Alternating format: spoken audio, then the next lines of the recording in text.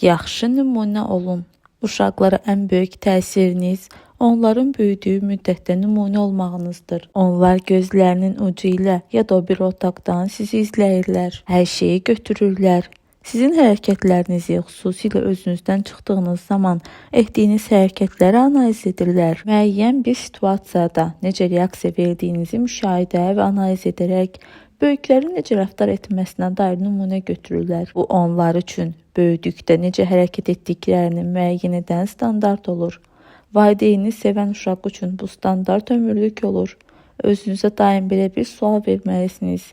Ailədə hər kəs mənim kimi olsaydı, ailəm necə olardı? Model olun. Xüsusilə əsəbi və narahat olduğunuz vaxtlarda daxili intizam və özünü idarə nümayiş etdirdikdə uşaqlarınız bu dərsi mənimsəyirlər.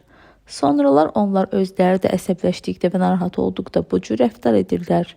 Son tədqiqatlar nəticəsində müəyyən edilmişdir ki, uşaqlar dünya haqqında fikirlərini analarının gündəlik həyatındakı problemlərin öhdəsindən necə gəlməklərinə əsasən formalaşdırırlar.